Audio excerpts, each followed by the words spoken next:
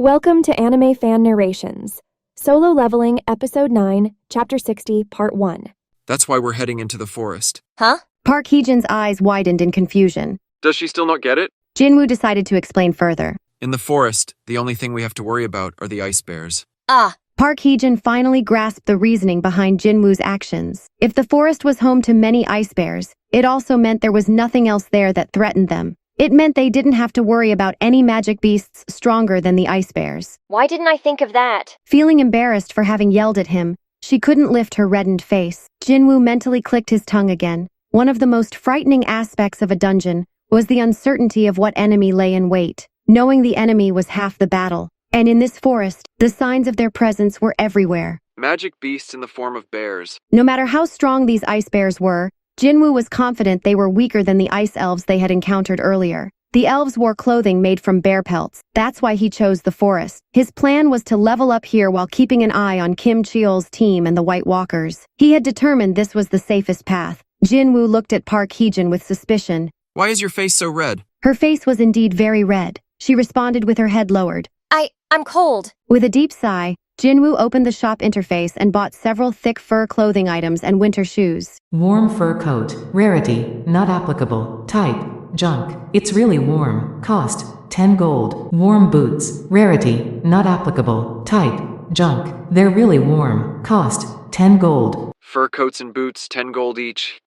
Compared to items with special effects, these ordinary items were cheap. Considering his gold reserves, they were quite affordable. Current gold. 431,930. Still, I never thought I'd be buying junk items. Jinwoo confirmed the purchase. Given their current situation, he spent 100 gold to buy a set for each of the 5 hunters. 5 sets of fur coats and boots materialized in front of him. Everyone in the group, except Jinwoo, stared in astonishment. What the? What the hell? Spatial magic? Park Hee-jin, equally surprised, raised her head. Ignoring their astonishment, Jinwoo calmly instructed, Everyone take one and put it on. As he reached for the nearest fur coat, he felt a tug on his sleeve. Jinwoo turned to see Han Song-yi. Gathering her courage, she spoke hesitantly.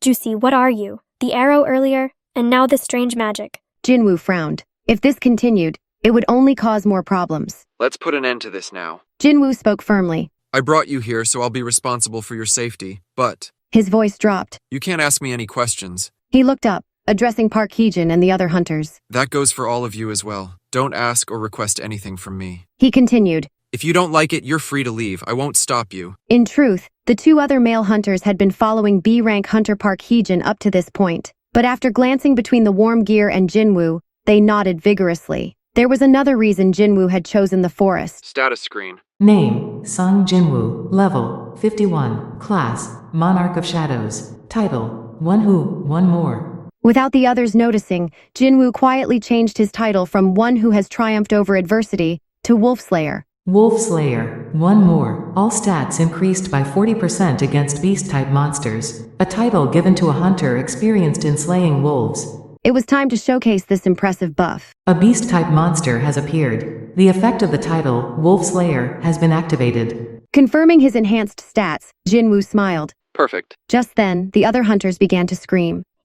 It's a bear. Ice bear! Having caught their scent, an ice bear was slowly approaching them. To the beast, they were invaders in its territory. The ice bear did not look pleased. The ice bear bared its teeth and growled, its icy fangs clearly visible. The beast reared up, towering over the hunters, and nearly blocking their entire field of vision. Though it resembled a polar bear, the creature was twice as large, with the distinctive magic core of magical beasts on its chest. The beast's powerful roar echoed through the area. All the hunters, except for Jinwoo, were paralyzed with fear. Park Hee-jin frowned. What do you mean all we have to worry about are ice bears? Could anyone say that while facing such a beast? She had been misled by Sung Jinwoo's so-called logic. Seeing the ice bear up close, she was now certain. We should never have entered this forest. I'll distracted everyone else.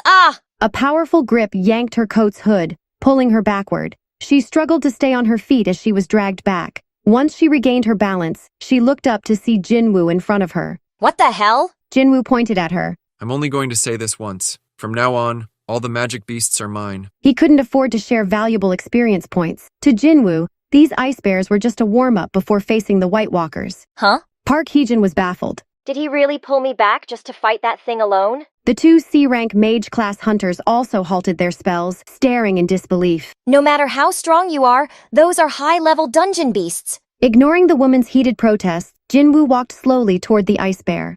If I use a dagger... The blood would ruin his clothes. Jinwoo instinctively summoned his daggers but quickly returned them to the inventory. Instead, he clenched his fists. I know I said I'd just watch, but the situation has changed. I'm sure they'll understand. Jinwoo locked eyes with the ice bear. The ice bear swung its massive arm, as thick as a tree trunk, with incredible speed, but its attack hit nothing but air. It's fast for its size. Jinwoo had leaped above the bear's head, realizing why it had such a fearsome reputation. Still... The level-ups hadn't been for nothing. Before the ice bear could lift its head, Jinwoo unleashed a powerful punch to its forehead. The bear's head slammed into the ground. With its skull shattered, the bear stuck out its tongue and didn't move again. You've leveled up. All right. Jinwoo realized stopping Park Heejin had been the right call, as he felt close to leveling up. Who are you? He turned towards the trembling voice and saw his 4 speechless teammates. Jinwoo scratched his temple. I thought I made this clear. They had probably forgotten after witnessing such a shocking scene.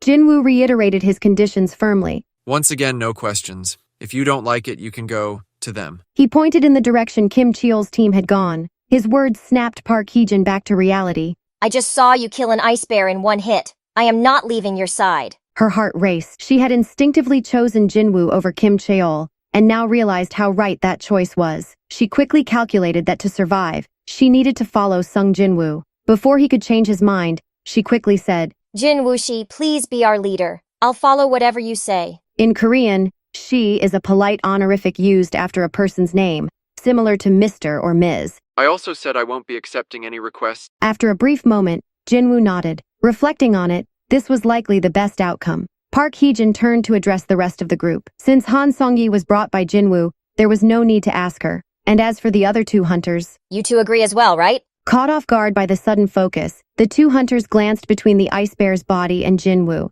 then nodded vigorously. Meanwhile, outside the red gate, Hyun Gi-cheol wiped the sweat from his brow and checked the time. Baek Yoon-ho asked, How long has it been? About 3 hours. 3 hours. That means 3 days have passed inside. Baek Yoon-ho's voice was heavy with concern. Among the 4 present, only Baek Yoon-ho had experienced the red gate before. As one of South Korea's S-rankers, even he did not take a red gate lightly. With a calm heart, he recalled his past experience. The true danger of red gates is that the inside connects to an entirely different world. It was rare for an S-rank hunter to share their experiences with a red gate. An Sang-min, Ju Sung-chan, and Hyun Gi-cheol all listened intently. Inside the gate, you could find yourself in a desert world with temperatures exceeding 140 degrees Fahrenheit, or perhaps a jungle teeming with venomous snakes and poisonous insects. Maybe even a frozen tundra where your fingertips will freeze. The 3 listeners gulped in unison. The problem is that you don't know it's a red gate until you're inside. There's no way to prepare in advance. Today was no different. An ordinary gate had turned red after the hunters entered. Whether it's burning under the scorching sun, being harassed by poisonous insects day and night, or freezing in the cold, the weak are the first to perish. My God.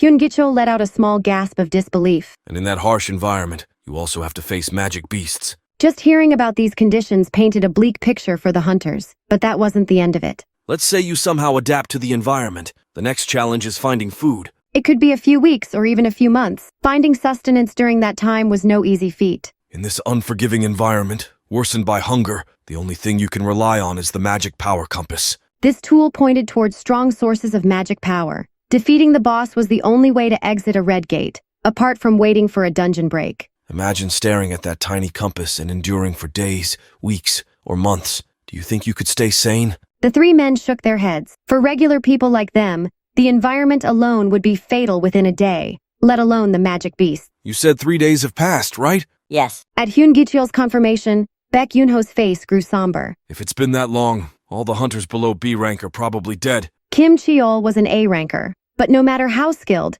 an A ranker couldn't protect his entire party in such conditions. At the very least, they would need an S ranker. Therefore, all we can do is hope the high rankers make it back alive. This conclusion came from experience. In Baek Yoon-ho's mind, the C-rank hunters and below were likely lost. Back in the Red Gate, the C-rank hunters and below were enjoying a feast around a campfire. A large piece of meat was roasting over the fire. You know, this bear meat is a bit tough, but it's not bad. Would you like some more? Oh, thank you. Yoon Ga-jung held out a plate, and Go Myung-hwan cut up more ice bear meat and placed it on the plate. These were the two C-rankers in Jinwoo's party. Park Hee-jin and Han Song-yi were also eating their fill of the bear meat. Uni, can you pass the pepper? In Korean, uni means older sister or a close older female friend. Do you want the salt too? No, just the pepper, please. Somehow, they had all adapted to life in the dungeon. Alongside the campfire, they had tents and blankets for sleeping. Surprisingly, they were quite comfortable. In a strange way, it almost felt like a vacation.